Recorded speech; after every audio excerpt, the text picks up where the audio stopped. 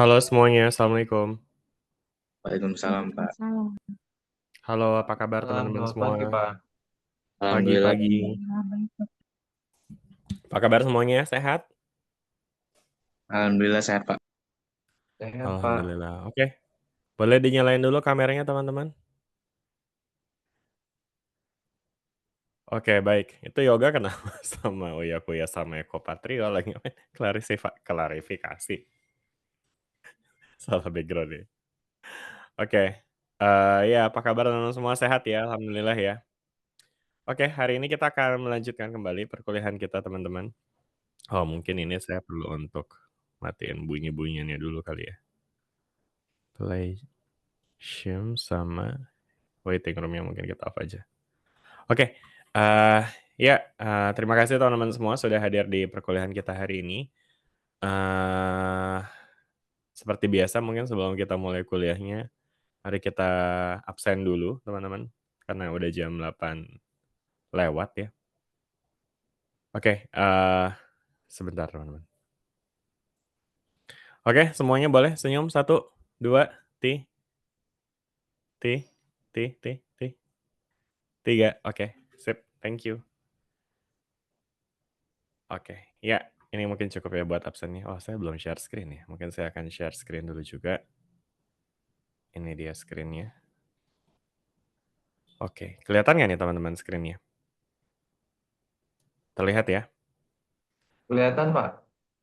Oke, ya jadi hari ini teman-teman kita akan melanjutkan kembali pembahasan kita. Kemarin kita udah belajar tentang aplikasi integral untuk menentukan panjang, luas, dan volume ya teman-teman ya. Meskipun kemarin di pembahasan kita tuh sebenarnya kita lebih banyak ngebahas soal integral untuk mencari luas ya teman-teman ya. Baik luas di bawah kurva, luas di antara dua kurva. Nah, kemudian juga kemarin kita juga udah bahas tentang volume ya ternyata ya, integral volume. Yang bisa kita peroleh dengan dengan metode seperti ini ya, dengan menentukan fungsi A-nya dulu, kemudian kita integralkan terhadap X atau Y. Sama yang kedua itu kita juga bisa menentukan volume dengan menggunakan metode solid revolution ya, kalau emang dia bentuknya mirip kayak silinder atau bola gitu. Nah, sedangkan di kemarin PR-nya sebenarnya 5.1 sampai 5.2 atau sampai 5.3.4 juga ya? Kayaknya 3.4.5 juga ya teman-teman ya? Iya nggak Iya, sih? Pak. Sampai 5.5. Iya, 5.5, jadi Pak. apa namanya, emang di sini saya cuma taruh notes-nya doang karena memang kemarin kita nggak sempat buat bahas ya 5.345-nya, tapi hopefully dengan teman-teman ngerjain PR, teman-teman juga bisa belajar mandiri lah gitu dan sekaligus untuk ngerjain case-nya ya. Sebenarnya sih rumusnya kan gini-gini aja ya teman-teman ya, yang penting nanti teman-teman ngerti gimana cara untuk make rumusnya gitu ya dari problem yang dikasih gitu. Dan kemudian seperti biasa, sesuai dengan tradisi kita yang sudah-sudah, kita akan membahas PR dulu teman-teman ya. Jadi, sebentar saya coba cek. Ini kita perkuliahan kalkulus tugas mingguan week 9. Oke. Nah, di sini ada beberapa yang sudah kumpulin ya. Kita mau bahas yang paling awal ngumpulin atau yang paling akhir ngumpulin nih? Mengapa? Yang tengah, baik yang tengah ya. Kita coba urut dari yang tengah ya. Totalnya itu ada 21 nih yang udah kumpulin dari berapa sih harusnya jumlah mahasiswa kita? 28 ya. Wah, ini ada 7 28, Pak. orang. 7 orang nih yang belum ngumpulin nih, siapa nih? Parah banget nih. Oke. Baik, mungkin saya akan lihat ya yang tengahnya berarti urutan ke-11 ya. 1, 2, 3, 4, 5, 6, 7, 8, 9, 10, 11. Atau mungkin saya share juga deh daftarnya di sini ya. Jadi, ya, wait guys. Mana tadi? 1, 2, 3, 4, 5, 6, 7, 8, 9, 10, 11. Nah, ini dia teman-teman ya. Jadi yang ke-11 ngumpulin ini ada namanya ini teman-teman. Nah, ini namanya Chelsea Kartika. Wah, ini orang tengah nih, sesuai dengan permintaan netizen ya. Chelsea, jadi bukan saya milih, tapi tadi kayak Amar sama Yoga tuh tadi yang milih. Yang tengah bilang. Oke, Chelsea-nya ada nggak nih? Saya lihat ada tuh udah join ya Chelsea. Halo Chelsea, Assalamualaikum, apa kabar? Waalaikumsalam baik, Bapak. Oke Chelsea, kita coba lihat pekerjaannya Chelsea ya. Mari kita lihat. Chelsea mau ada soal spesifik yang mau dibahas Chelsea? Bentar, Bapak. Oke. Di sini saya lihat Chelsea ngerjain nomor 15, nomor 18, terus nomor 14, 16, banyak nih yang udah dikerjain ya sama Chelsea ya. Pilih aja Chelsea, Chelsea mau bahas nomor berapa? Ya mungkin menurut Chelsea Nomor, paling susah juga nggak apa-apa. Biar nanti kita sekalian bisa diskusi ya. nomor bentar ya, Kak. Nomor berapa? Yang 5,3 nomor 8 boleh, Kak?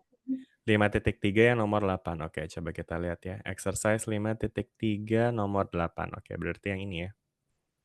Oke, saya coba kopikan ke sini ya. There you go. Oke. Jadi di sini ada problem di exercise 5.3 teman-teman ya. Soal nomor 8 ya. Konteksnya apa ya ini ya?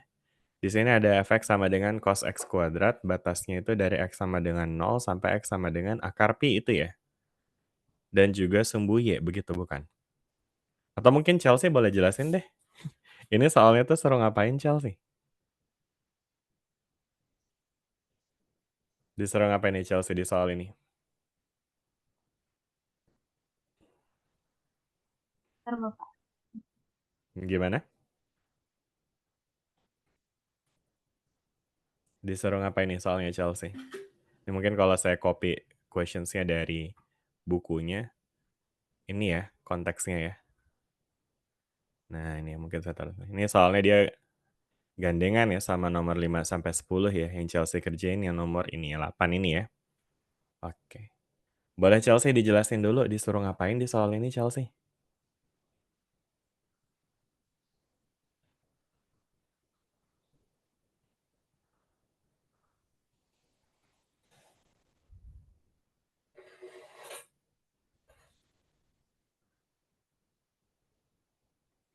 Mana Chelsea? Halo? Nomor 8 itu disuruh gunakan cangkang silinder untuk menentukan volume bendanya, Kak. Volume Iya, benda padat. Nah, yang dimaksud cangkang silinder tuh gimana maksudnya Chelsea?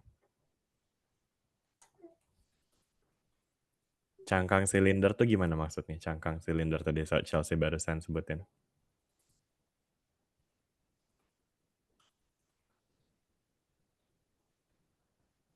Apa nih? Yang lain juga boleh bantu ya. Cangkang Ada silinder tuh elemen maksudnya apa sih? struktur padatnya nggak sih, Pak, dari yang 3 dimensi? Maksudnya gimana tuh? Mungkin Chelsea bisa gambar kalau misalnya perlu digambarin ya. Ya ini sebenarnya sih saya expect kalau ke teman-teman ngerjain soal kayak gini, kan teman-teman bakal ngitung volume dari suatu bentuk yang fix kan. Ya, Mungkin better ketika kerjaan soal kayak gini tuh digambar aja dulu teman-teman ya. Sama halnya dengan yang kayak kita kemarin udah bahas di perkuliahan ya. Kalau teman-teman ngeh, di setiap pekerjaan yang ada dilakukan di sini nih, ini tuh selalu dilengkapi dengan gambar gitu. Biar apa? Biar kita kebayang gitu ya bentuknya seperti apa. Kayak misalnya untuk case yang ini gitu, misalnya. Di sini kita punya volume of the solid that is obtained when the region under y equals to square root x over interval segini revolved around about the x-axis ya. Jadi kita bisa gambarin kurvanya dulu, tentuin region-nya according to the constraint-nya, the boundary-nya. Habis itu kalau kita puterin, jadi itu dia sih volume of solid revolution, ya kan? Gitu. Nah sekarang kalau untuk yang ini kira-kira bentuknya kayak apa ya, Chelsea? itu kayak tabung nggak sih, Pak? Kayak tabung, kayak gimana tuh? Kenapa jadi kayak tabung tuh? Di Ya, sini kita punya fx sama dengan apa? Cos x squared ya. Nah itu grafiknya sendiri kayak apa ya? Fx sama dengan cos x squared tuh grafiknya. Gimana tuh?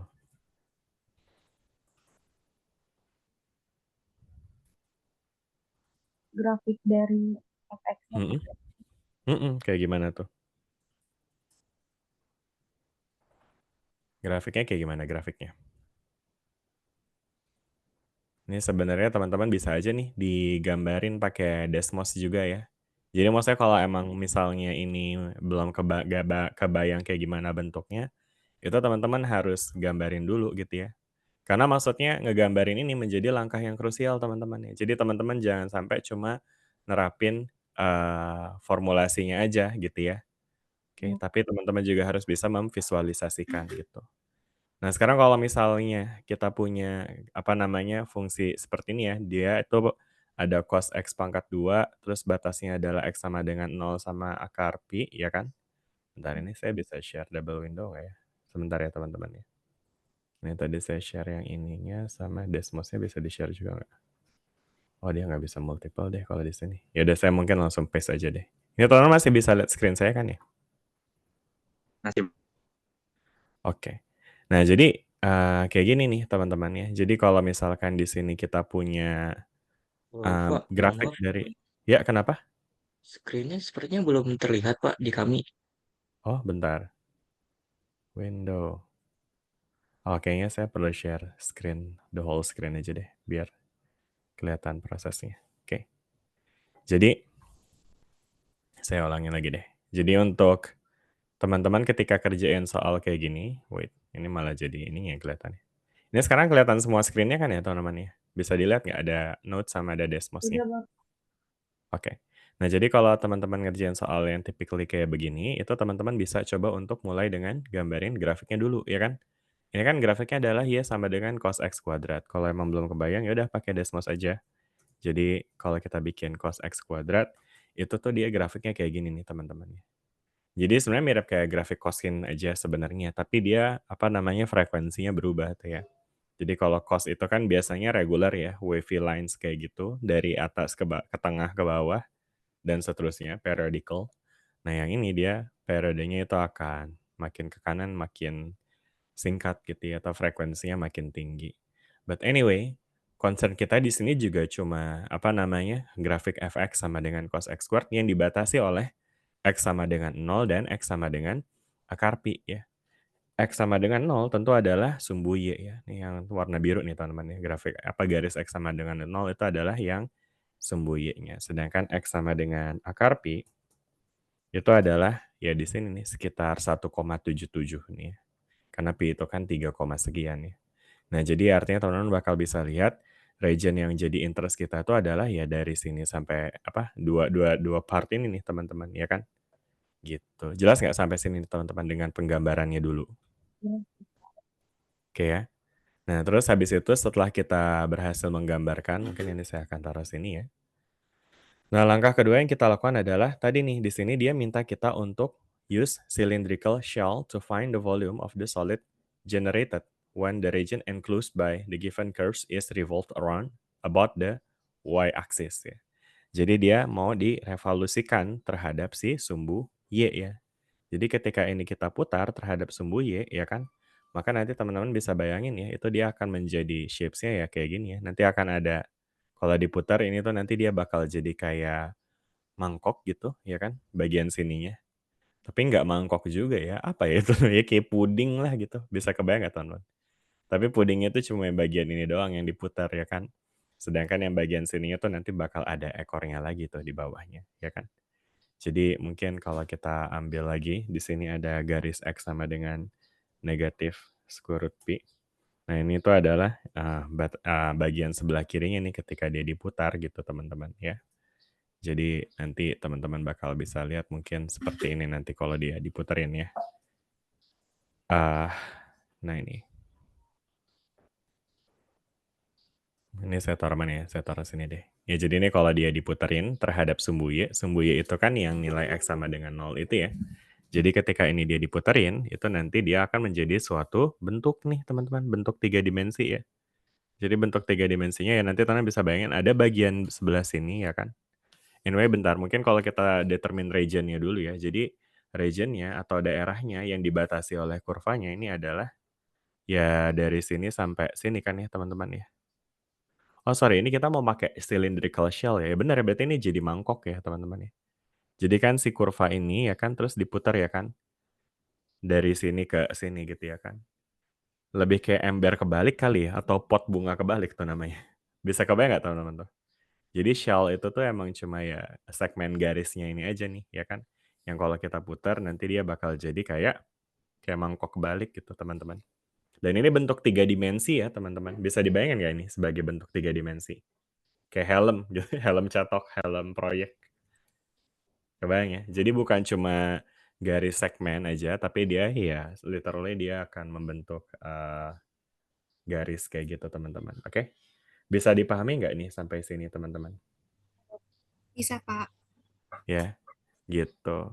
Nah itu Mantap. kalau misalnya apa namanya, itu kalau misalnya kita putar pakai shell ya. Tapi anyway, sebenarnya kalau misalnya kita lihat di sini nih shell-nya itu sebetulnya hanya si, metodenya aja sih. Cuma kalau di sini kita bisa lihat sebenarnya yang dia tanya tuh adalah, use cylindrical shells to find the volume of the solid generated ya.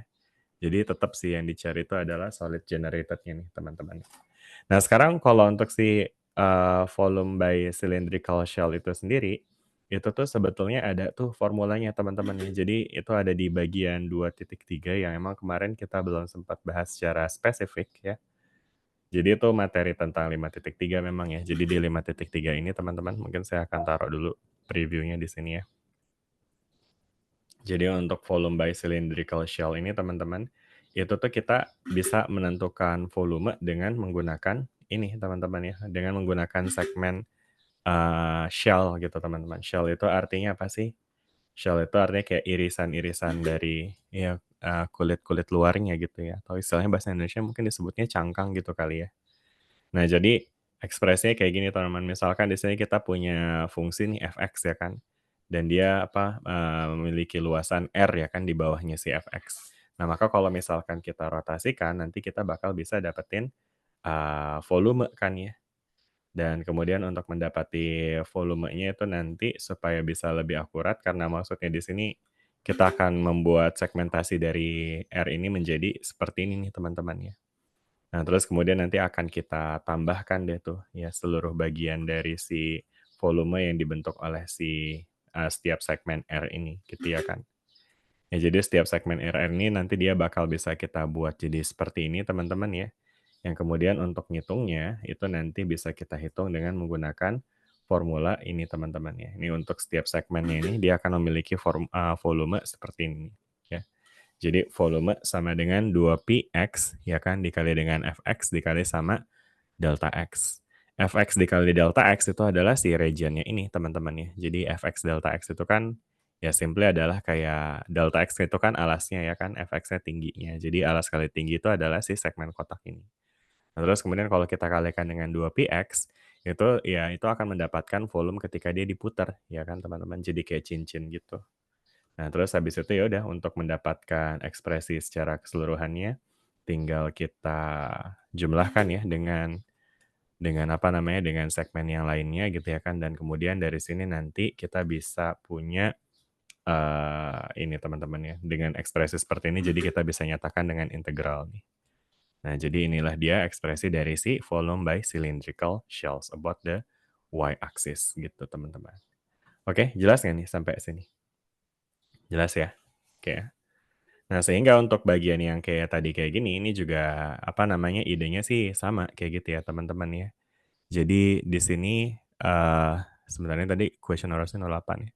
Ini sebenarnya di sini ada bidang batasnya lagi teman-teman ya. Tadi nih saya belum menggambarkan bidang batas satunya lagi, selain X sama dengan 0, dia juga dibatasi oleh oh sorry, ini X sama dengan setengah akar pi ya, siapa namanya tadi?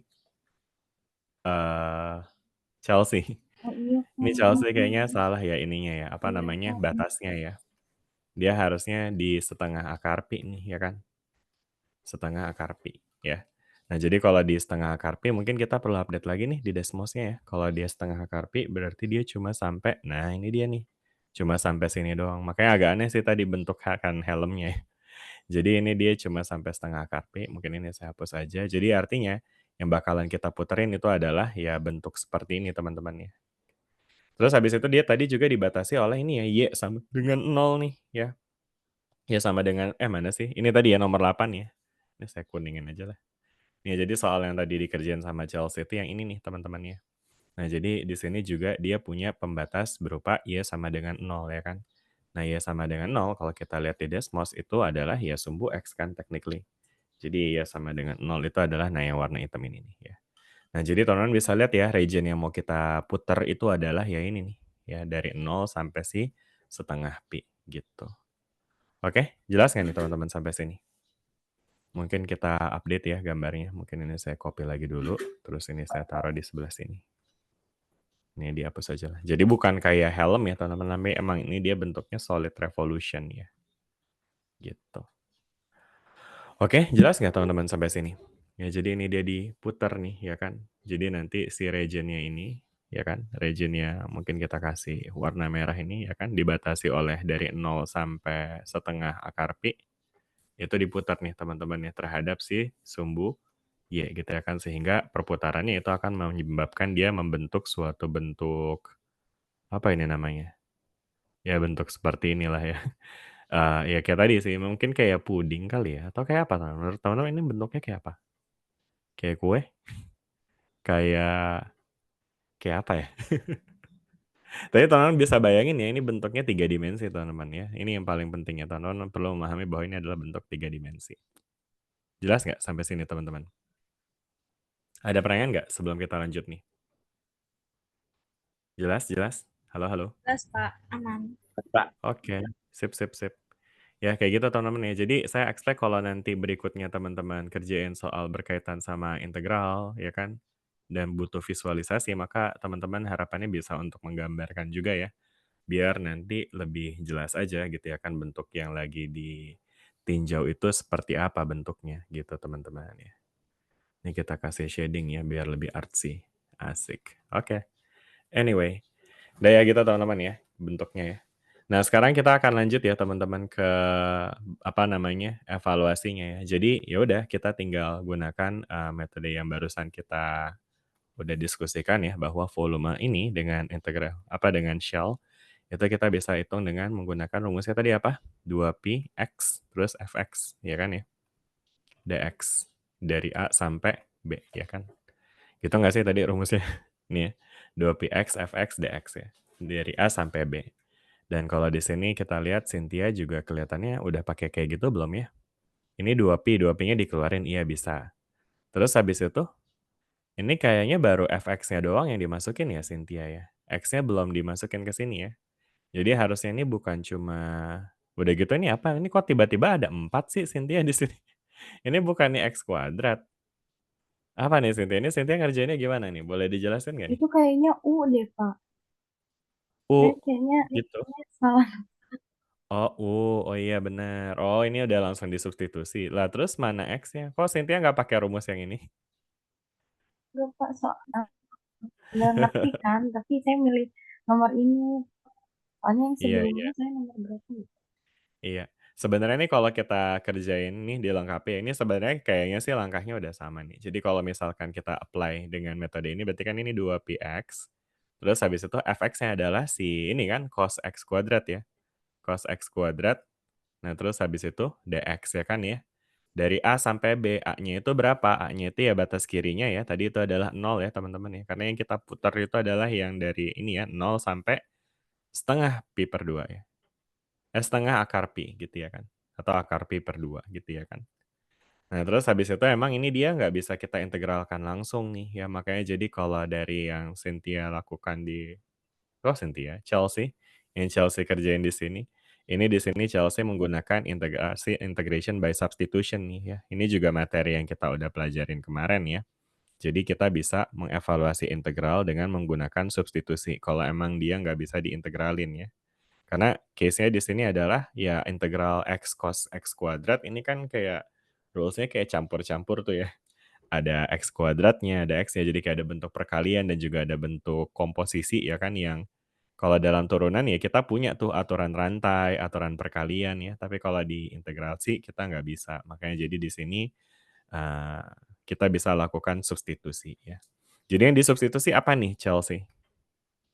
Ini Chelsea udah bener kok langkahnya, tapi berarti apa nih yang disubstitusi nih, yang jadi U?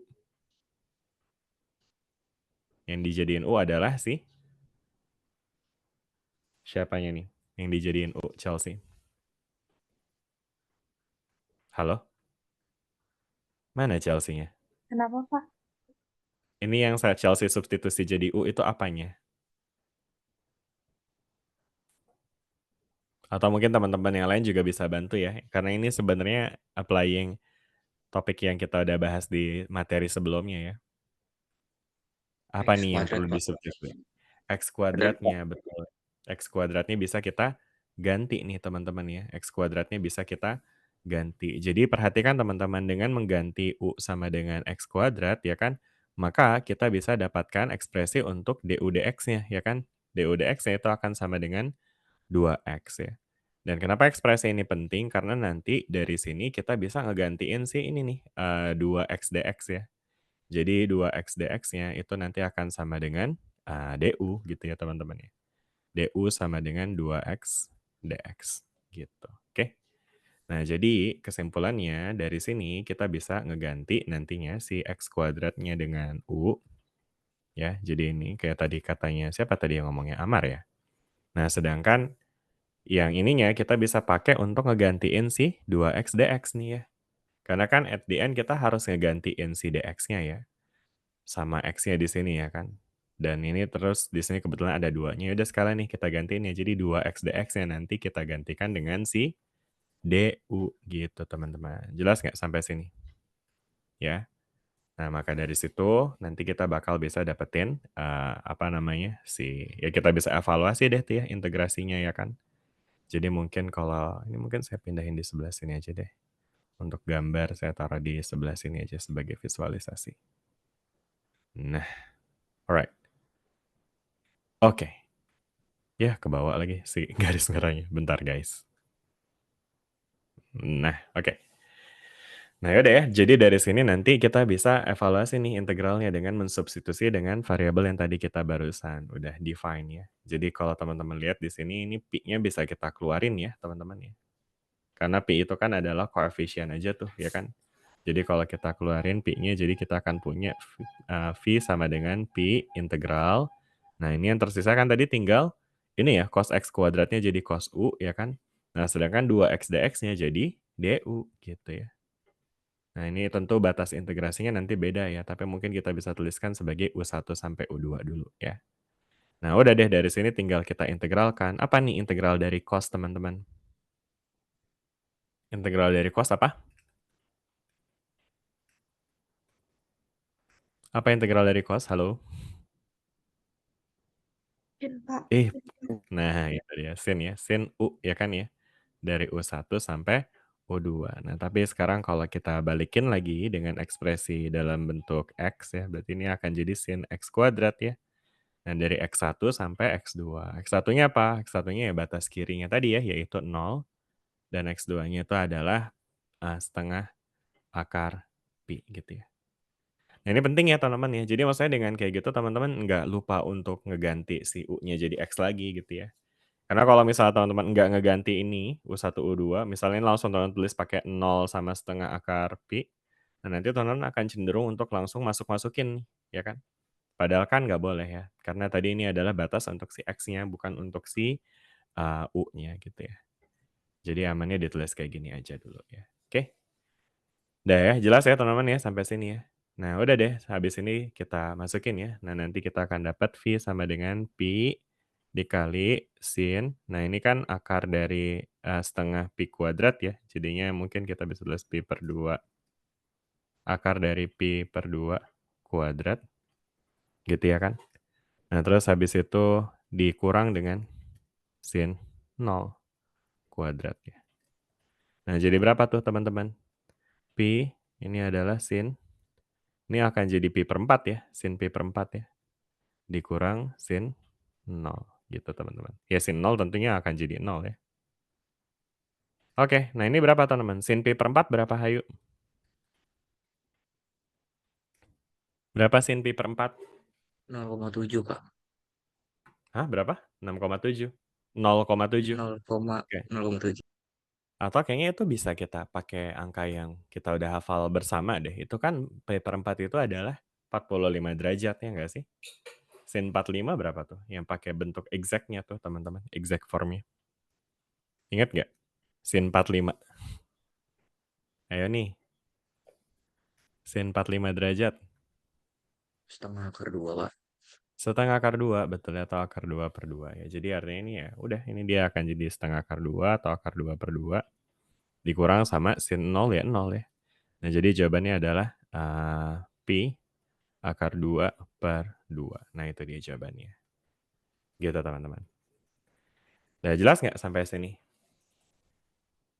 Jelas ya? Chelsea jelas Chelsea? Iya, jelas ya, Pak. Oke. Anyway di sini Chelsea dapetin hasilnya 0 ya. Jadi sebenarnya kalau saya lihat sih proses yang Chelsea lakukan ini dari sini ke bawah sih udah benar. Cuma ya tadi, apa, ada missing bridge di sini ya. Iya, Pak. Maksudnya Chelsea harusnya bisa menyatakan dia dengan menggunakan rumus dari si cylindrical shell dulu ya. Iya. Jadi rumus dari cylindrical shell itu yang mana? Yang ini tadi tuh yang tadi kita bahas di bawah ya. Atau saya kotakin ya yang ini nih ya. Jadi ini adalah rumus dari si cylindrical shell. Ya emang kita belum sempat bahas kemarin ya di kelas, tapi ya teman-teman expected untuk belajar mandiri gitu ya. Jadi materinya soalnya ada di buku kan ya, dan saya juga udah kasih notes-nya juga. Oke, nah terus habis itu, ya deh once teman-teman apply yang ini, baru tuh dapat sih ekspresi kayak gini kan ya. Nah ketika ketemu kayak gini, kita bisa ngeh bahwa ini nggak bisa langsung diintegralin, sehingga ya itu ya harus pakai substitusi. Nah, terus habis itu once sudah dapat substitusi, mungkin juga nanti teman-teman kalau ketemu dengan hasil kayak ini kan hasilnya 0 nih, ya kan? Minimal kalau kita tadi udah gambar, harusnya kita udah dapat ide bahwa seharusnya dia nggak 0. Karena kan teman-teman kalau udah gambar, teman-teman bisa kebayang kan bentuknya. Ini jelas ada volumenya, ya kan? Ini jelas nggak 0. Makanya jadi ketika dapat 0 nih teman-teman harusnya bisa curiga dulu gitu ya kan. Kok 0 dapatnya gitu kan? Kira-kira ada yang salah apa enggak nih gitu ya kan? Gitu. Jadi maksudnya nanti kalau emang case kayak gini ketemu, nanti teman-teman bisa evaluasi balik nih. Ini tuh kelirunya tadi di ininya ya, bidang batasnya teman-teman ya. Karena tadi Chelsea mengintegralkan dari 0 sampai akar pi ya. Udah gitu dari 0 sampai akar pi, tapi ini di sini tulisnya pi. Tapi di sini harusnya kan jadi pi kuadrat. Ini tetap jadi pi. Ya nggak tahu lah. Gitu ya. Jadi ya intinya seperti itu ya teman-teman ya. Nanti mungkin lebih, apa namanya, lebih kritikal lagi aja. Even teman-teman mendapatkan penjelasan dari jawaban ini mungkin dari soal ini dari sumber tertentu atau mungkin dari teman yang lain, harapannya teman-teman jangan cuma nyalin doang ya. Tapi teman-teman juga bisa untuk memahami, mencoba untuk memahami biar ya bermanfaat gitu. Jangan sampai TPR tuh cuma jadi, apa namanya, menuhin kewajiban untuk ngumpulin doang gitu ya. Oke, jelas sampai sini teman-teman? Ada pertanyaan nggak? Cukup ya? Oke ya. Sip sip. Ya, terima kasih juga tadi Chelsea ya udah mencoba Terima untuk kasih juga, Pak. memaparkan. Oke, sekarang kita akan lanjut ya teman-teman ya ke materi kita hari ini. Atau ada yang mau tanya nggak sebelum kita lanjut ke materi kita hari ini? Mungkin ada PR yang susah kemarin yang mau dibahas atau all good so far? Gimana guys? Apakah udah aman? Boleh yang udah aman kasih konfirmasi. Kalau misalnya garisnya itu ada kayak X dengan min 1 itu gimana ya, Pak? Kayak gimana tuh Itu ada di maksudnya? nomor Ada X dengan min 1. 5.3 di nomor 5.3 nomor. 27, Pak. Lutfi sempat ngerjain juga itu. Iya. Yang ini ya. Nah, ini nih betul nih. Jadi emang bagusnya tuh digambarin dulu nih ya. Kayak teman-teman lihat nih pekerjaan Lutfi nih udah bagus nih ada gambar-gambarnya ya. Tapi makin ke bawah mana? Nggak ada. Atasnya aja gambar. Di mana Lutfi tadi nomor berapa? 5.3 nomor 27, Pak. 27. Berarti yang ini ya. 5.3 nomor 27 ya. Oke, let's see. Ya, jadi ini tadi pekerjaan Lutfi teman-teman ya kan. Sorry bentar. Nah, ini jadi di sini ada pekerjaan Lutfi ya. Dan di sini kita mau pakai cylindrical shells juga ya. To find the volume of the solid that is generated when the region that is enclosed by y equals to 1 over x cubed, x equals to 1, x equals to 2, y equals to 0 is revolved about the x equals to negative 1. Oke, jadi sumbu revolusinya itu dia bukan di sumbu y gitu ya, tapi di sumbu x sama dengan negatif 1 ya. Nah, ini sebetulnya teman-teman bisa evaluasi dengan pertama, kayak tadi tuh teman-teman coba aja untuk gambarin dulu ya kan ya. Nah, sekarang kalau kita coba untuk gambarin, ini mungkin saya hilangin aja dulu, hapus semuanya ya. Kita bisa define dulu ya, mungkin ini saya geserin aja deh ke sini. Oke, jadi di sini segini kelihatan nggak teman-teman? Kekecilan nggak? Nggak ya? Kelihatan masih ya? Kelihatan, Oke, Pak. jadi kan di sini kita punya kurva Y sama dengan 1 per X pangkat 3, ya kan? Nah, itu dia adalah kurva hiperbola ya, teman-teman ya, namanya nih. Jadi dia punya punya vertical asymptote sama horizontal asymptote nih. Nah, terus kemudian dia dibatasi oleh X sama dengan 1, X sama dengan 2, Y sama dengan 0. X sama dengan 1 adalah garis vertikal ini yang biru. X sama dengan 2 itu adalah garis vertikal yang hijau ini ya. Dan Y sama dengan 0 itu adalah ini teman-teman ya, si sumbu, apa namanya ini? Sumbu Y ya, sumbu X ya teman-teman ya. Nah jadi dari sini sekarang kalau kita zoom in, artinya sekarang kita punya region nih ya kan ya, atau area ya kan. Area di sebelah sini nih teman-teman ya, areanya di sebelah sini. Oke, kebayang nggak nih teman-teman, area sekecil ini nih ya, oke. Nah mungkin sekarang kita coba untuk, saya mungkin copy aja deh, saya copy ini ke sini. Oke. Nah ini ya. Oke. Nah sekarang di sini challenge-nya adalah di soal ini dia minta kita untuk cari berapa volume dari cylindrical cell yang di-revolve about the x equals to -1 ya. Nah x equals to -1 itu mana sih teman-teman? Sebelah mana nih x equals to -1? Itu berupa apa sih? Sebelah kiri. Betul, dia adalah garis vertikal yang ada di sebelah kiri ya teman-teman ya. Di sebelah mana nih? To be exact, itu ada di sebelah sini nih ya. Jadi mungkin saya kasih warna apa ya? Warna orange deh. Jadi di sini nih ya. X sama dengan -1 itu adalah garis vertikal yang ada di sebelah kiri seperti ini gitu ya. Nah, sedangkan region yang tadi kita define itu adalah region yang ini kan ya. Jadi artinya region ini itu kita putar gimana nih teman-teman? Putarnya itu dia ya begini, set gitu ya. Jadi yang menjadi sumbu rotasinya itu adalah sumbu X sama dengan -1 gitu. Udah jelas nggak teman-teman sampai sini? Dengan bentukannya dulu, visualisasinya dulu. Oke? Dan tentu nanti teman-teman bisa bayangin ya ini tuh bentuknya jadi apa nanti? Ya bentuknya ini dia nanti akan jadi kayak apa ya? Mungkin saya ngebayangin kayak akar pohon yang apa? Pohon yang ditebang gitu ya. Nah, tapi tengahnya kopong sih, ya kan? Jadi nanti di sini dia atau kayak apa ini bentuknya teman-teman? Tapi kebayang lah ya maksudnya dari bentuknya ini teman-teman. Kayak kaki pohon gitu. Ya tapi tengahnya kopong nih ya. Jadi dia cuma ada bagian luarannya doang gitu.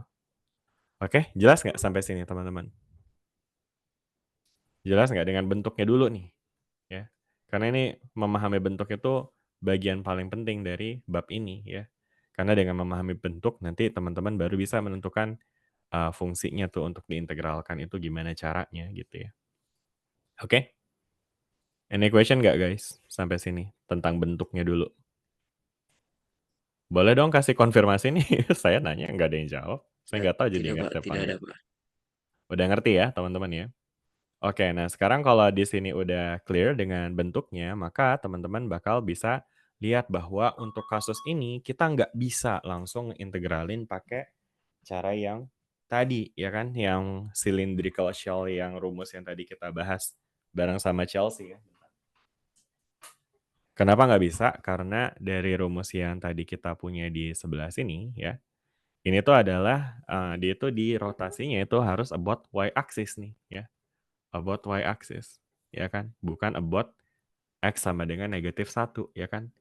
Nah, sehingga untuk case yang ini kita harus memodifikasi nih teman-teman, ya. Jadi, perhatikan objektifnya itu adalah kita pengen nyari si ini kan bentukan seperti ini teman-teman ya. Dan perhatikan teman-teman, bentuk ini bisa diperoleh dengan menggeser sumbu rotasinya dan keseluruhan bendanya. Jadi kalau tadi teman-teman bisa bayangin ya, kalau kita revolusikan terhadap X sama dengan -1, dia menjadi bentuk kayak gini, supaya bisa kita hitung, maka ini the whole thing kita bisa coba buat geser supaya dia ada di sumbu Y nih teman-teman. Nah, kayak gini nih. Kayak gitu. Kebayang nggak tuh? Jadi maksudnya dengan menggeser kayak gitu, nanti baru kita bisa apply formula yang tadi yang di atas ini, formula si cylindrical shell ini gitu. Jelas nggak teman-teman? Ya. Jadi artinya kalau teman-teman punya sumbu rotasi yang tidak di sumbu Y, maka teman-teman harus menggeser dulu the whole thing. The whole thing itu artinya ya fungsinya digeser ke kanan, batas integrasinya juga digeser ke kanan, right? Ya kan? Sehingga nanti si sumbu rotasinya itu tepat berimpit dengan si sumbu Y. Jelas nggak sampai sini teman-teman tentang metode penggeseran ini? Make sense nggak? Ya, jelas nggak? Ada pertanyaan nggak nih teman-teman? Ya jadi kita harus gesernya. Jadi ini before-nya ya, before-nya di sini ya kan. Nah, ini afternya saya taruh di sini ya. Jadi ini kita mau dia untuk geser. Mana nih yang digeser? Ini saya mau menandain dari mana ya? Oh, segini kali ya. Nah, ini kita mau geser ke sini nih, teman-teman. Nah, gitu ya. Oke. Dah gitu, teman-teman. Jelas nggak sampai sini? Tentang bahwa kita harus menggeser. Ini ya, saya taruh dari jauh ya. Oke. Jelas nggak? Ada pertanyaan nggak, teman-teman, sampai sini? Ya, tadi again ya, karena ini sumbu Y-nya kan ya, ini sumbu X-nya. Di sini dia sumbu putarnya, bukan di sumbu Y. Nah, dengan menggeser, sekarang sumbu putarnya adanya di sumbu Y jadinya. Jelas nggak, teman-teman, sampai sini? Tentang konsep geser-geseran ini. Ada pertanyaan nggak? Iya ada Pak. Oke, good. Nah, sekarang challenge-nya adalah gimana cara gesernya gitu kan ya. Mungkin cara menggeser itu sebenarnya sih simple aja untuk si batas integral. Karena kalau untuk batas integral, kalau tadi kita punya batas integralnya 1 sampai 2, ya kan? Sedangkan kita tadi ini menggeser seberapa jauh nih kita geserinnya? Kita geser 1 unit ke kanan ya kan ya? 1 ke kanan ya kan? Artinya, batas kiri dari integrasinya kalau yang tadi 1, sekarang berarti dia jadi berapa? 2, Pak. Satunya geser 1 unit jadi 2, sedangkan 2-nya geser 1 unit jadi 3, Pak. 3, ya kan? Jadi artinya nanti batas integrasinya itu nanti kita punya batas integrasi baru dari 2 sampai 3 gitu, teman-teman. Jelas nggak? Jelas ya? Nah, Jelas, Pak. sedangkan teman juga bisa lihat nih kurvanya juga ngegeser ya. Tadi kan kurvanya di sini ya. Nah, sekarang kita pengen geser supaya kurvanya ya geser ke kanan tuh, ya kan? Nah, sekarang teman-teman ingat nggak gimana sih cara untuk ngegeser kurva ke kanan? Misalnya nih kita punya fungsi ya, Y sama dengan fx, ya kan? Nah, kalau misalnya kita mau geser ke kanan ya, kita bisa nyatakan dengan fx minus A gitu, teman-teman. Jadi kalau misalkan kita X-nya kita kurangi dengan A, nanti dia akan geser ke kanan, teman-teman ya. Geser kanan, atau istilahnya itu translasi, teman-teman ya. Jadi ini dia horizontal translation. Oke. Translation by A unit to the right. Oke. Jadi kalau dia mau digeser ke kanan, dia harus dikurangin dengan A ya. Biar lebih kebayang, saya akan tunjukin aja pakai ini, teman-teman ya, Desmos lagi ya. Jadi di sini kan, atau mungkin saya bisa bikin page baru nggak ya di sini? Coba. Oke. Misalnya teman-teman sebutin fungsi apa. Misalnya kita punya Y sama dengan X pangkat 2, ya kan? Nah, kalau kita mau geser dia ke kanan, ya kan, maka berdasarkan perumusan yang tadi, itu tuh kan yang kita harus kurangkan adalah X-nya ya. X-nya itu tinggal dikurangin dengan A. Jadi, misal kalau teman-teman mau ngegeser si fungsi kuadrat ini ke kanan sejauh 1, maka ini kurangin aja dengan 1. Set. Nah, itu. Kelihatan nggak, teman-teman, fungsinya geser? Apa grafiknya geser? Ya. Jadi kalau kita punya fungsi apapun ya, kalau kita kurangkan X-nya dengan angka berapapun, maka nanti dia akan bergeser ke kanan kalau dia dikurangi. Kalau mau digeser ke kiri gimana? Ya ditambah. Nah, kalau ditambah 1 dia nanti geser ke kiri. Jelas nggak sampai sini, teman-teman? Ya. Berarti Jelas, kalau Pak. misalnya saya taruh dengan X minus 3, apa yang akan terjadi dengan kurvanya, teman-teman? Ini kurva originalnya ya, Y sama dengan X kuadrat itu kan parabola di sini. Kalau Y sama dengan X minus 3 kuadrat, itu kayak gimana kurvanya? Geser kemana kurvanya? Ke kanan apa ke kiri? 3 ke kanan. Kanan, Pak. 3 3 ke ke kanan. kanan. Dan betul tuh ya. Jadi nanti teman bisa lihat nih vertexnya, titik puncaknya itu ada di sini tuh. Geser 3 unit ke kanan. Gitu. Gampang banget ya. Jelas nggak sampai sini? Jelas ya? Nah, sehingga fungsi yang tadi kita punya dalam bentuk apa tadi namanya? Hiperbola ya, kayak gini. Nah, itu kita bisa juga tuh geser ke kanan ya kan. Tadi kan kita pengen geser ke kanan sejauh berapa? 1 satuan ya. Berarti ini tinggal kita kurangin aja X-nya dengan 1. Nah, ini teman-teman. Nah, jelas nggak sampai sini? Jelas, Ya. Pak. Ya, jadi artinya sekarang fungsinya itu nanti nggak pakai fungsi 1 X pangkat 3 lagi, tapi pakainya 1 X pangkat 3, 1 X pangkat 1 per X minus 3 pangkat 3. Kok minus 3? Minus 1 ya, ini kan kita cuma pengen geser 1 unit ke kanan ya. Jelas nggak teman-teman nih? Ya, jadi kalau tadi ini fungsinya, Y-nya itu sama dengan 1 X pangkat 3 ya kan, ini grafik awalnya ya. Nah, sekarang karena kita pengen geserin dia ke kanan, jadi ininya nih, dia akan jadi Y sama dengan 1 per X minus 1 pangkat 3. Nah, gitu teman-teman. Udah jelas nggak sampai sini? Clear nggak dengan pergeserannya? Ini yang paling penting itu ini teman-teman, teman-teman memahami bahwa ini kita bisa evaluasi dengan cara digeser. Oke, guys, is it clear? Jelas ya? Oke. Pak. Ya, kenapa? Ada yang mau tanya? Jelas. Silakan. Oh, tadi saya dengarnya cuma Pak-nya doang, kayak tulis ngomong jelasnya itu kayak kepotong. Jadi dengarnya Pak-nya doang. Kirain mau tanya. Enggak ya? Aman ya? Oke, good. Nah, ya udah deh, sekarang kalau udah jelas ya udah kita tinggal pakai rumus yang tadi ya, cylindrical shell ya, teman-teman ya. Oke, let's recall the formula. Apa tadi formulanya untuk volume dari cylindrical shell? V sama dengan integral dari 2pi X Fx dx, ya kan? Terus dari A sampai B, ya kan? Nah, sehingga untuk bentukan yang tadi ya, karena kita udah geser ya kan, sehingga nanti once dia udah digeser, berarti kita bisa pakai formula ini ya. Karena tadi formula ini tuh dia untuk merevolusikan dia terhadap sumbu Y ya. Gitu. Nah, ya udah deh, jadi ini kita masukin ya, 2px dikali sama, nah ini fx-nya jadi apa tadi? Fungsi yang kita geser ini ya teman-teman ya, 1 per X minus 1 pangkat 3 dx gitu ya. Dari berapa nih? Dari A-nya berapa tuh? 2 sampai 3. Nah, gitu aja teman-teman. Udah jelas nggak sampai sini nih? Ada pertanyaan nggak? Udah ya, clear ya teman-teman ya sampai sini ya. Nah, ya udah deh, sekarang di sini tinggal kita coba untuk kerjakan ya integrasinya. Ya sebenarnya bagian mengerjakan integrasi ini di luar dari bab kita yang kemarin kita pelajari sih, karena ini simply adalah teknik integrasi aja.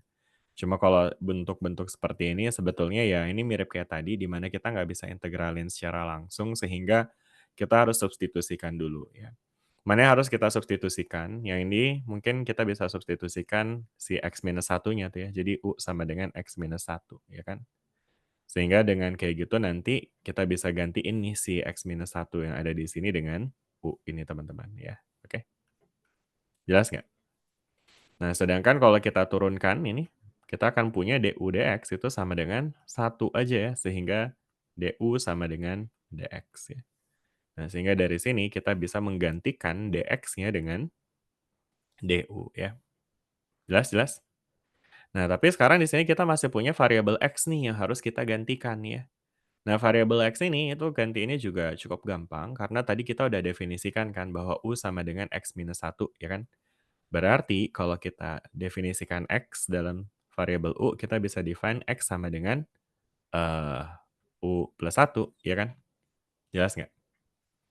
Ya, jadi ini kita bisa ganti nih si apa namanya, atau mungkin saya tulis gini aja, U plus 1 sama dengan X ya. U plus 1 sama dengan X ya. Nah, jadi si U plus 1 sama dengan X ini bisa dipakai untuk ngeganti yang warna merah tuh. Ya.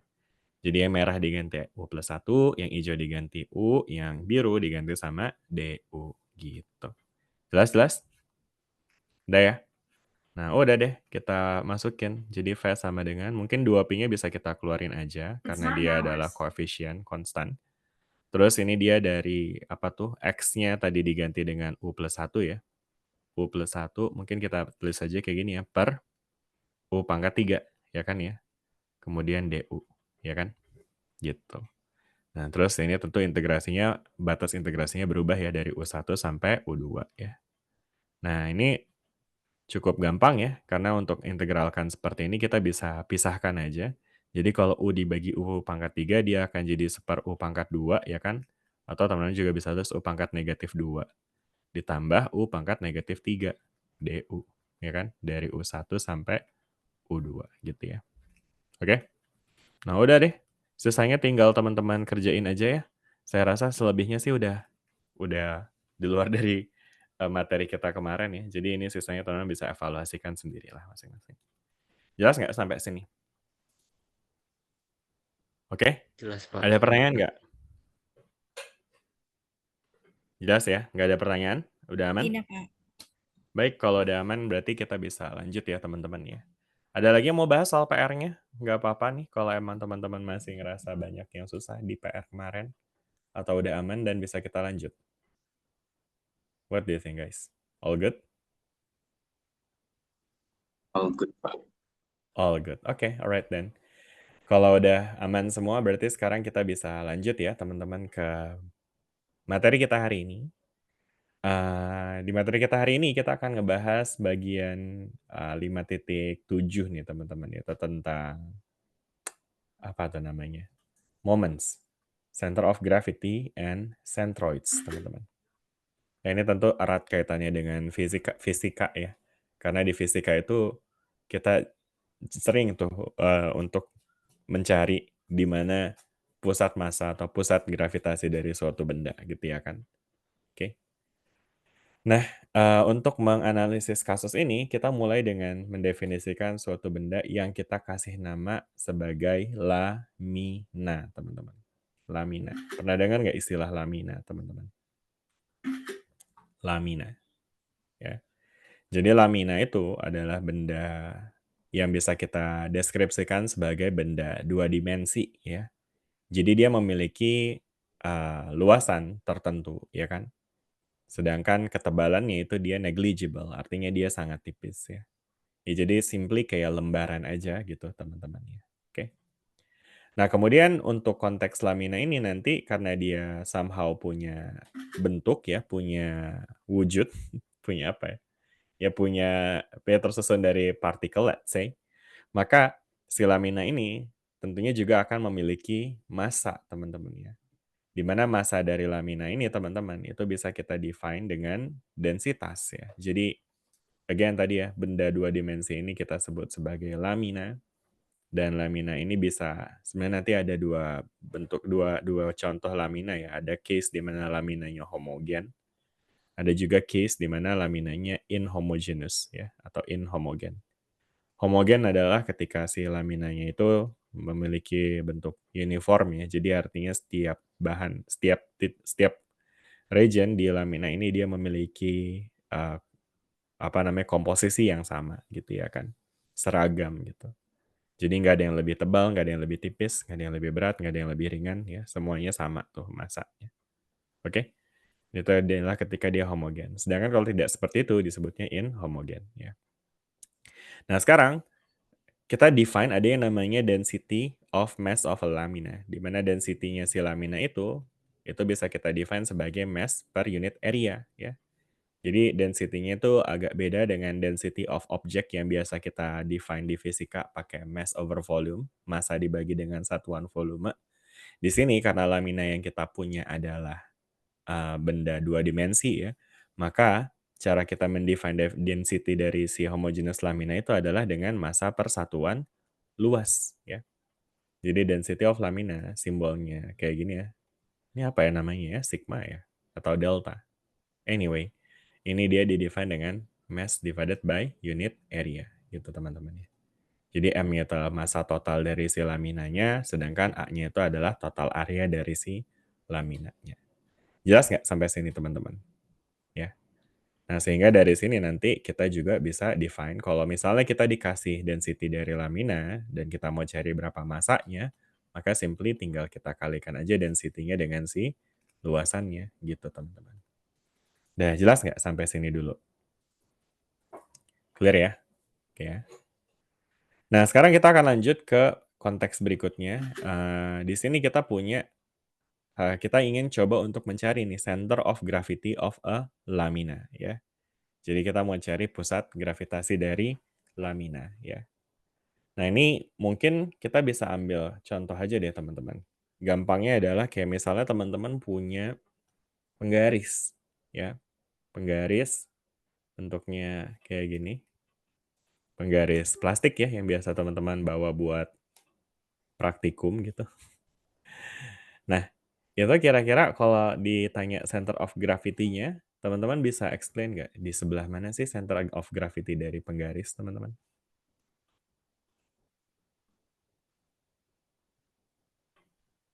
Di mana, teman-teman, center of gravity dari suatu penggaris?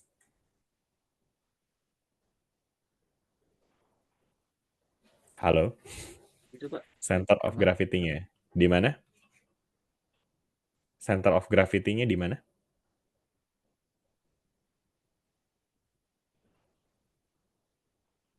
Halo? Titik tengah bukan Pak? Di tengah-tengahnya. Kenapa tuh center of gravity-nya di tengah-tengah?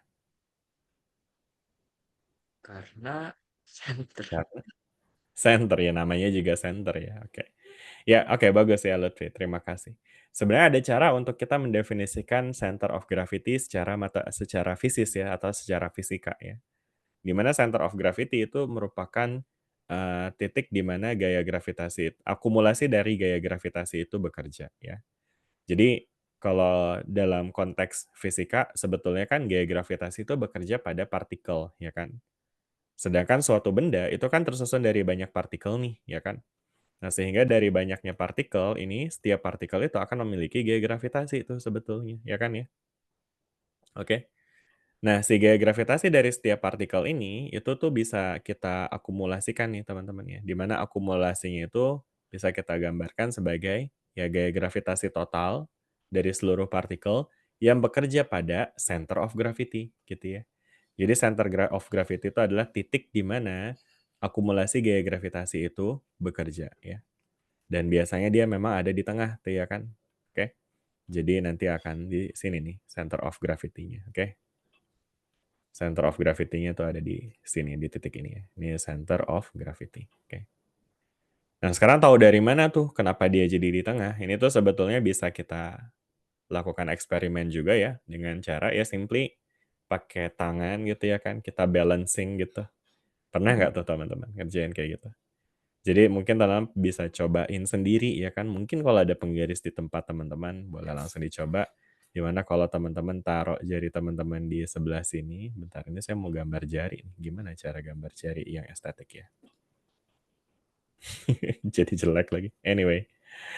Ya, jadi ini kalau misalnya ini kita taruh jari di sebelah sini, tentu dia bakalan nggak seimbang. Karena ya dia nanti pasti bakal jatuh ya kan ya.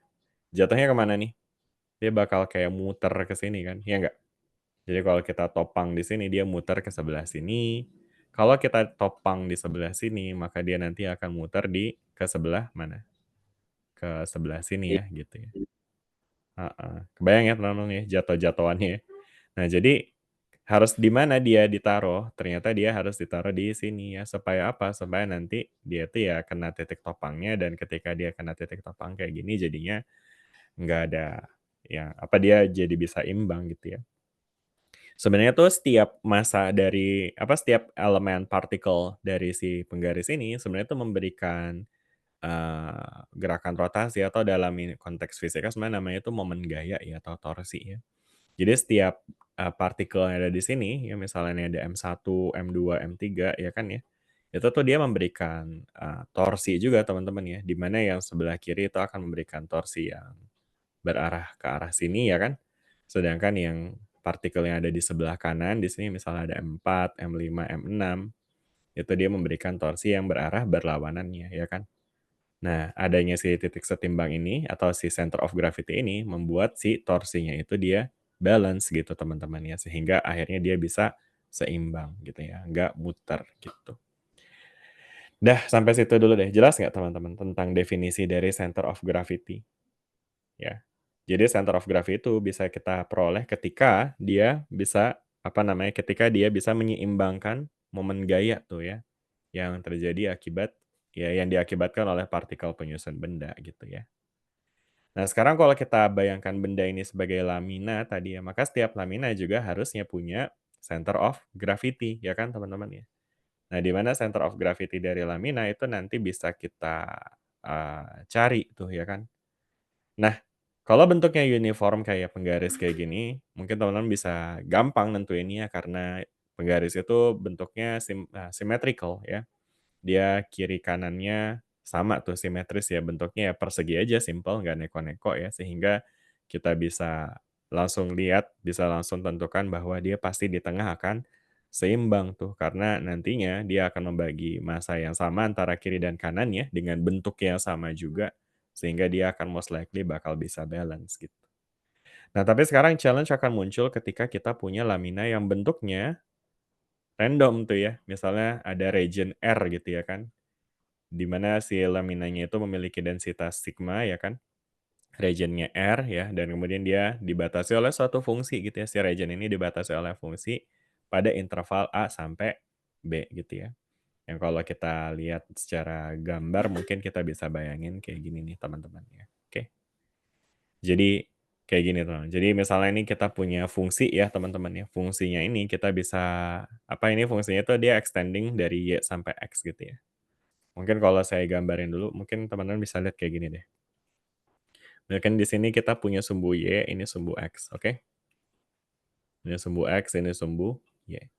Nah, kemudian di sumbu X dan sumbu Y ini kita punya suatu fungsi nih, ya kan? Fungsinya misalnya bentuknya kayak gini, ya kan? Yang dibatasi dari A sampai B gitu ya. Mungkin pembatasnya kayak gini ya, dari A sampai B gitu ya kan. Nah, akhirnya kita akan mendapat si region kan ya, teman-teman ya. Regionnya itu yang mana? Berarti regionnya ya ini, kalau kita definisikan regionnya sebagai daerah di bawah kurva fx, mungkin kita kasih namanya kurva fx namanya. Ya kan, di bawah kurva fx di antara interval A sampai B dan sumbu X, ya kan. Nah, maka regionnya itu akan jadi region ini, teman-teman ya. Dan tentu ini teman-teman bisa lihat region ini sebagai lamina ya. Oke. Karena dia memiliki area gitu ya kan.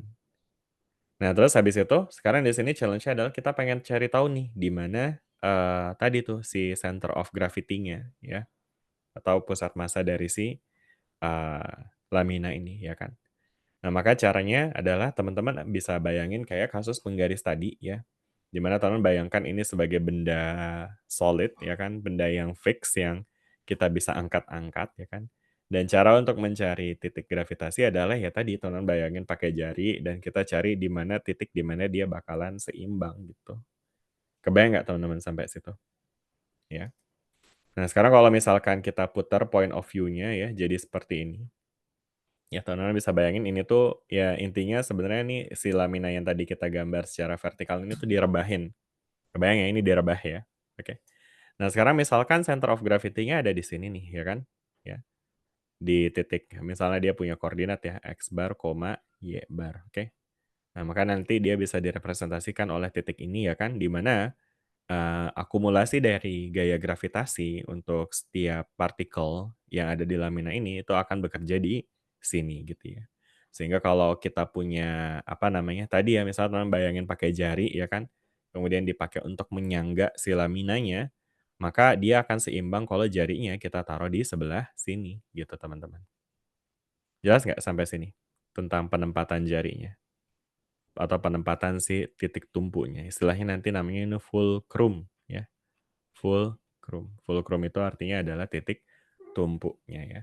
Jadi kalau titik tumpunya ditaruh di sini nanti dia tentu akan seimbang, ya kan? Ya. Sedangkan kalau dia ditumpu di sini kira-kira gimana tuh teman-teman?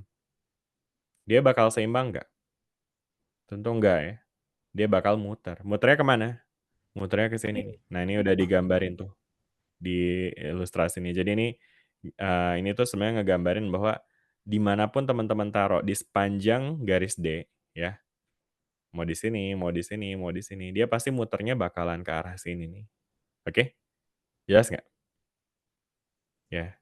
Dan sebaliknya dimanapun teman-teman taruh di sepanjang Y sama dengan C nih ya, nah nanti dia pasti bakal muter ya kan, muternya kemana? Muternya ke sebelah sini gitu ya kan. Oke? Udah ya? Nah, sehingga dari sini nanti teman-teman bakal bisa lihat ya untuk mencari, titik setimbangnya di mana, kita harus mencari, suatu titik di mana dia nggak menghasilkan, momen gaya gitu ya. Gitu teman-teman. Oke?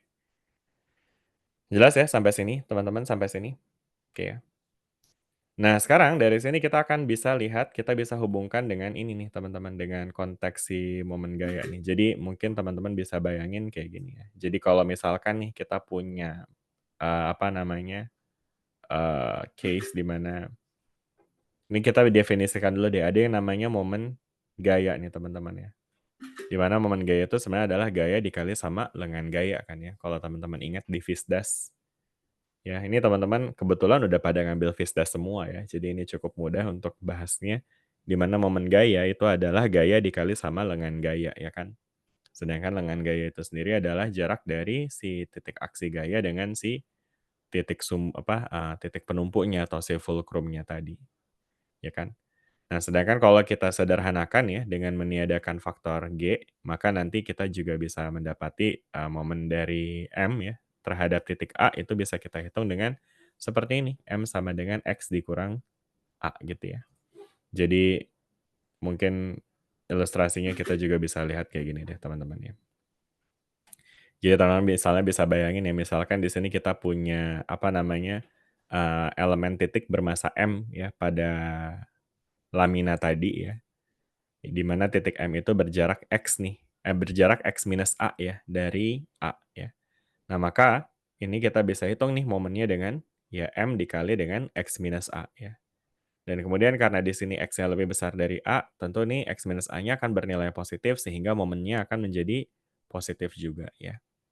Sedangkan kalau, benda yang ada di sini, di mana X-nya lebih kecil dari A, karena X-nya ada di sebelah kiri, maka X minus A-nya ini akan bernilai negatif nih, sehingga dia akan menghasilkan, momen yang bernilai negatif dan ini menunjukkan dia berotasi berlawanan gitu ya. Oke? Nah, akhirnya nanti kalau misalkan kita bayangkan kita punya beberapa, elemen massa dari lamina ya kan, yang kita bisa visualisasikan seperti ini ya kan. Nah, ini nanti total momennya itu bisa kita hitung teman-teman dengan menjumlahkan aja nih ya, menjumlahkan, momen dari masing-masing, massa ya.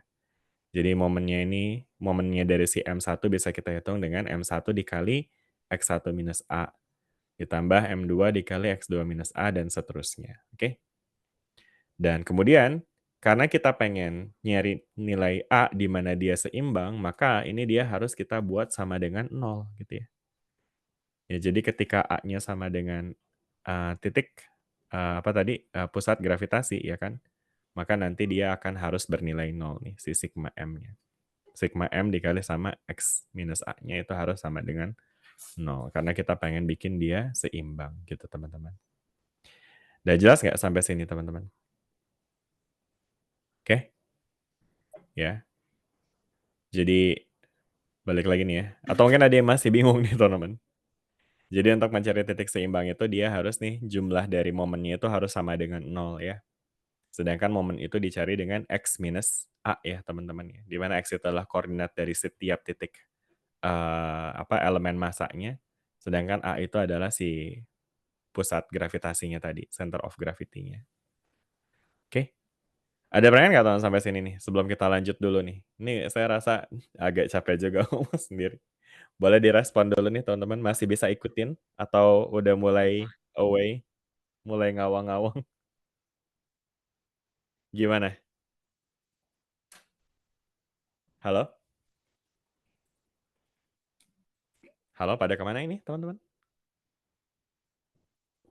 Oh, di chat ya. Alhamdulillah aman masih, Pak. Belum aja. Belum apa nih? Belum aja. Aman katanya Lutfi. Amar juga aman. Oke. Ini yang muncul baru Ilham, Amar, Lutfi. Apakah cuma ada 3 orang di sini? Yang lain pada kemana? Anissa aman. Oke. Baru 4 tuh. Ini di sini orangnya ada 26 nih, 24 nih. Kan kalau di kelas enak ya, kalau di kelas aman-aman, nah semua bisa jawab tuh, aman. Saya expect di Zoom ini juga bisa seperti itu teman-teman ya. Kayak Najwa udah aman, oke, Chelsea aman, good. Satrio aman, Puspita aman. Nah gitu kan, jadi saya tahu nih artinya teman-teman masih pada di sini.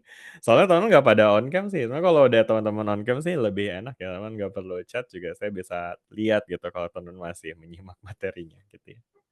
Oke, good, aman ya, beneran aman nih teman-teman tapi ya. Maksudnya kalau emang teman-teman agak miss dengan apa yang tadi saya jelasin, boleh tanya aja ya. Karena nanti ke bawahnya nanti kita bakal ya menurunkan suatu formulasi gitu untuk menghitung center of gravity. Oke. Alright, kita lanjut ya teman-teman ya. Jadi tadi kita udah bisa definisikan bahwa untuk mencari untuk mencari eh, titik atau center of gravity dari suatu lamina, kita perlu membuat momen masanya itu harus sama dengan 0 ya. Dengan momen massa itulah massa dikali dengan ini tadi ya, levernya ya. Ya apa, istilahnya tuh mungkin lengan gayanya gitu ya. Nah jadi, kita bisa coba untuk mendekati dengan ya tadi, menghitung momen massa dari setiap elemen massanya, kemudian kita jumlahkan dan dia hasilnya harus 0. Supaya apa? Supaya dia nggak muter gitu ya teman-teman, oke.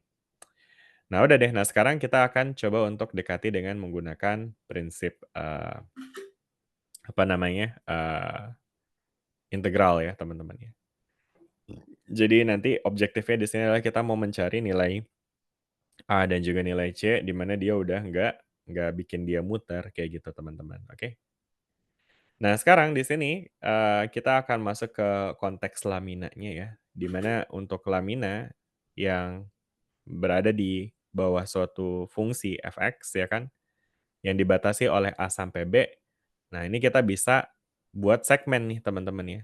Di mana segmen dari laminanya nanti kita bisa buat seperti ini ya. Jadi misalnya kita bikin segmen dari A sampai N nih, ya kan? Oke. Nah, kemudian untuk setiap segmen itu nanti kita bisa define elemen dari luas ya, atau elemen dari si laminanya nih teman-teman ya. Di mana elemen dari lamina ini nanti akan bisa kita treat sebagai suatu persegi panjang ya, yang dia itu memiliki panjang dan juga lebar. Panjangnya tentu adalah si tinggi dari si kurvanya kan ya. Jadi panjang dari si ini nih adalah si Y-nya ya kan. Sedangkan, apa namanya, si lebarnya itu adalah si delta X-nya, oke. Nah, nanti untuk setiap, bentukan seperti ini, karena ini dia simetris ya kan, maka nanti si elemen lamina ini, dia itu akan memiliki center of gravity di tengah tuh pasti, ya kan. Kayak penggaris tadi tuh teman-teman ya. Jadi ini teman-teman juga bisa bayangkan karena ini adalah, persegi panjang uniform, maka dia akan memiliki center of gravity di tengah-tengah, ya kan. Di mana koordinat dari titik ini adalah X, setengah Y, ya. Kenapa X? Karena ini tuh adalah, apa namanya, X tengahnya ya teman-teman ya. Jadi ini tuh diasosiasikan dengan koordinat X yang ada di antara ini sama ini nih gitu ya kan. Sedangkan karena ini nanti kita akan aplikasikan integrasi, di mana sebenarnya elemen lamina ini memiliki ketebalan yang sangat tipis ya kan. Maka nanti ini kita bisa dekati dengan nilai, X koordinat dari si kotak ini sendiri.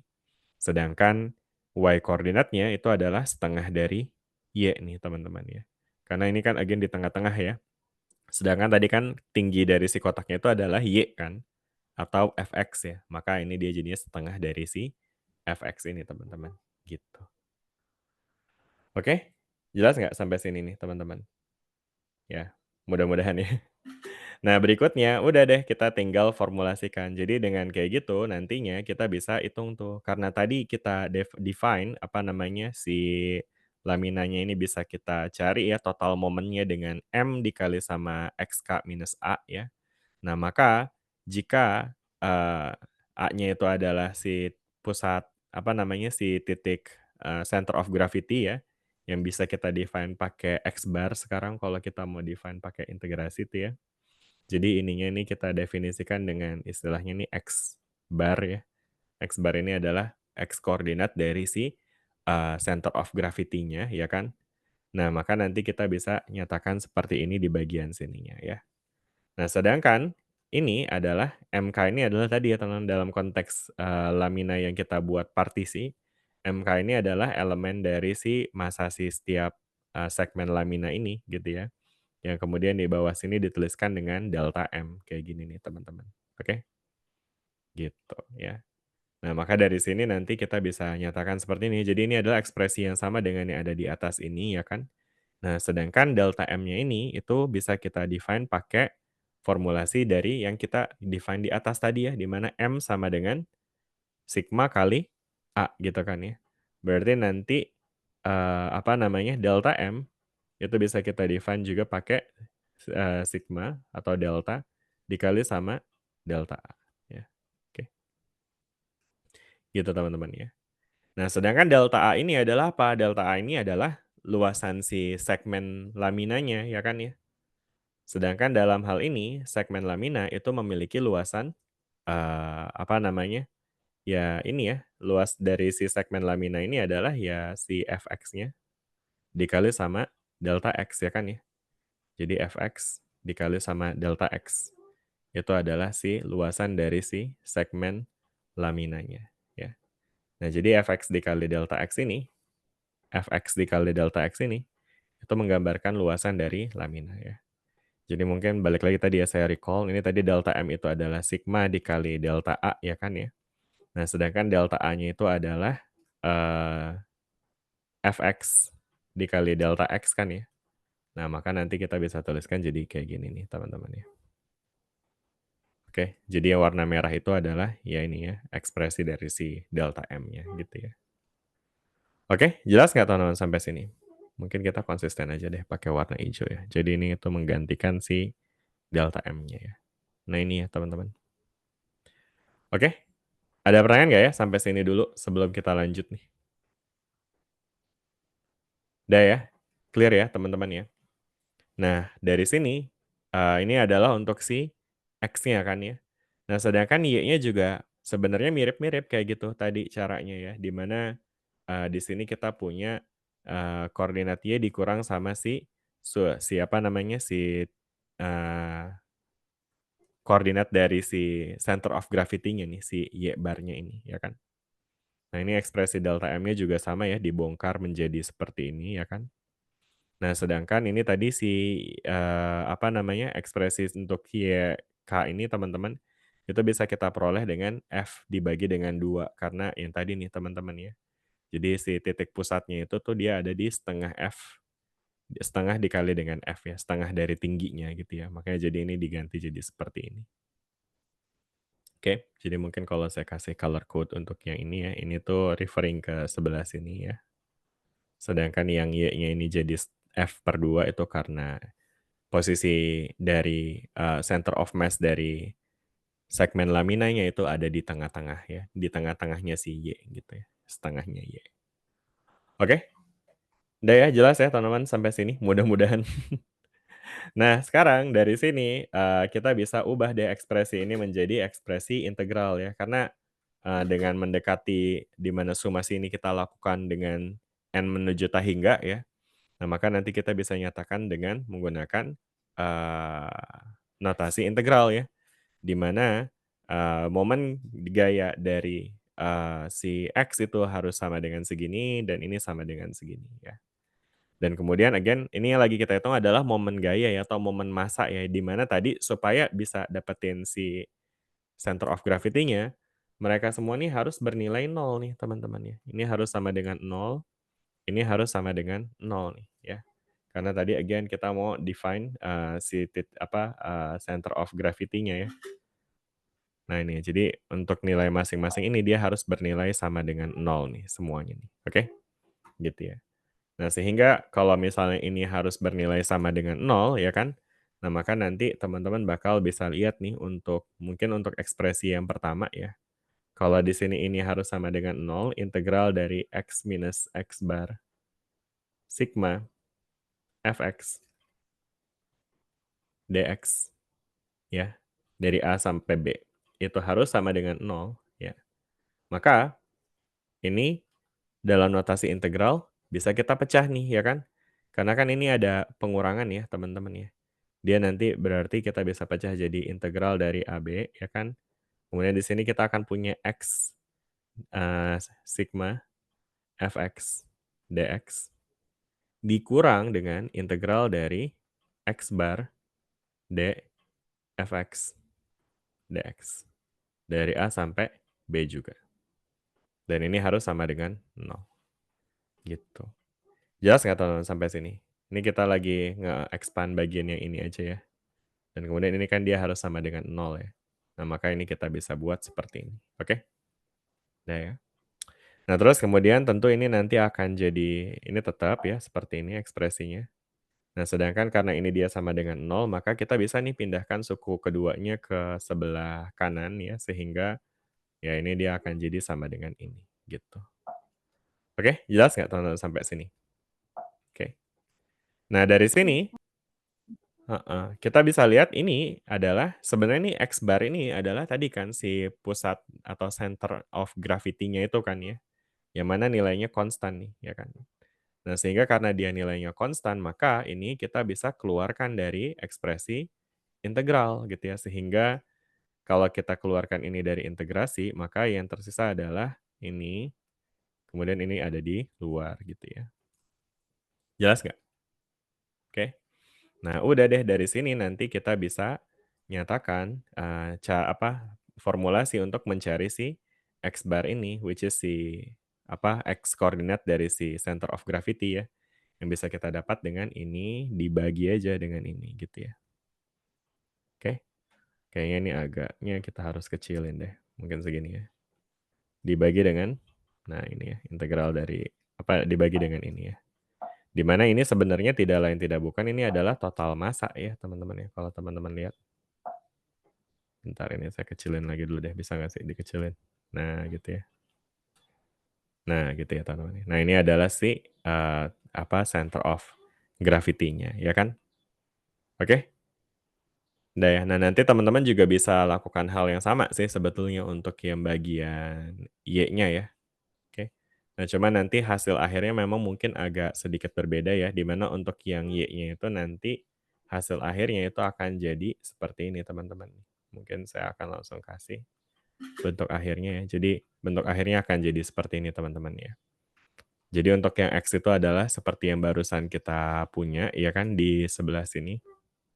Ya di mana X itu bisa kita peroleh dengan ini ya, integral dari delta. Oh ini agak kebalik ya, tapi ya sama aja lah ya ekspresinya. Dibagi dengan ini integral delta f dx gitu ya. Nah sedangkan yang Y kayak gini. Oke? Udah ya teman-teman ya sampai sini. Nah, terus kemudian berikutnya teman-teman juga bisa observe bahwa ketika dia adalah lamina yang sifatnya uniform ya kan, maka ini tidak lain tidak bukan ini adalah massa nih teman-teman ya, massa dari si eh massa dari si laminanya gitu ya kan. Nah, sehingga kalau dia bisa kita kaitkan dengan massa, maka nanti ini kita bisa tuliskan dia sebagai 1/massa ya. Jadi ini adalah bentuk alternatif aja ya, di mana bentuk yang ekspresi yang warna hijau ini bisa kita tuliskan jadi simply 1/mass of R-nya, ya kan? Yang sisa ini integralnya sama nih ya kan. Yang ini juga sama kayak gitu ya. Ini tuh bisa kita tulis di depannya gitu ya. Oke, jelas sampai sini teman-teman? Oke ya. Mungkin lebih enak kalau kita lihat kayak gini deh. Ini yang warna hijaunya yang remains di sini ya. Ini yang warna birunya remains di sebelah sini. Sedangkan ini kita kasih warna merah misalnya, ini adalah pembagi yang sama ya. Jadi ini bisa kita tulis sebagai 1/mass of R. Gitu. Udah ya, gitu ya teman-teman ya. Nah, itu yang kemudian di-define sebagai center of mass ya. Nah, berikutnya ada lagi, center of mass, center of gravity tadi teman-teman. Nah, kemudian yang terakhir, kalau misalkan di sini dia sifatnya uniform, maka nanti di sini kita bisa reduksi lagi nih persamaannya teman-teman ya. Di mana teman-teman bisa lihat ya si mass-nya ini kan sebenarnya adalah ya tadi ya rho density dikali sama area ya. Jadi kalau di sini kita kita keluarin ya density-nya dari ekspresi ini ya kan. Maka nanti ini juga bisa dikeluarin ya karena density-nya uniform ya. Jadi nanti dia akan jadi direduksi seperti ini teman-teman ya. Mungkin kita kasih note kayak gini deh. For uniform density, ya kan, berarti density-nya constant nih, ya kan, berarti sigma-nya itu adalah constant gitu ya kan. Nah, sedangkan mass of R-nya itu nanti bisa kita tulis dengan density dikali sama area of R gitu ya. Nah, sehingga untuk persamaan yang pertama misalnya nih ya, Karena dia density-nya konstan, maka si density-nya ini bisa kita take out dari integral, sehingga X-nya itu bisa kita cari dengan 1 per, nah ini tadi mass of R-nya itu kan adalah density dikali sama area of R ya. Nah terus dikali sama, nah ini tadi ya density-nya kan konstan nih, jadi kita bisa keluarin dari integrasi, sehingga yang tersisa tinggal X fx dx dari A sampai B. Nah kemudian ini bisa kita cancel out nih density-nya ya. Nah, sehingga yang akan kita punya tinggal ini nih, 1 per area of R dikali dengan integral dari X fx dx dari A sampai B, gitu ya. Oke, jelas nggak teman-teman sampai sini? Ya. Oke, jadi itu aja sih sebetulnya untuk penurunannya ya. Nah, sisanya sebenarnya lebih ke nanti mungkin di UTS pun atau di UAS pun teman-teman juga nggak bakal expected untuk nurunin ini ya. Jadi ini nurunin ini tuh tadi kita lakukan biar teman-teman tahu nih, idenya itu dari mana ya. Jadi kesimpulannya adalah si center of mass atau center of, gravity atau disebut juga centroid ya kalau dia uniform ya kan. Nah itu bisa kita peroleh dengan menggunakan, analisis momen gaya ya atau momen massa, di mana total dari momen massanya harus bernilai 0 ya untuk mencari si center of gravity-nya tadi ya. Dan kemudian dengan analisis moment of mass tadi, ini kita bisa dapetin tuh kayak gini formulanya ya. Yang nanti teman-teman bisa apply di banyak kasus ya. Salah satunya adalah misalnya ada kasus seperti ini ada gambar dari semi-circular region ya. Semi-circular region itu adalah ya area setengah lingkaran ya.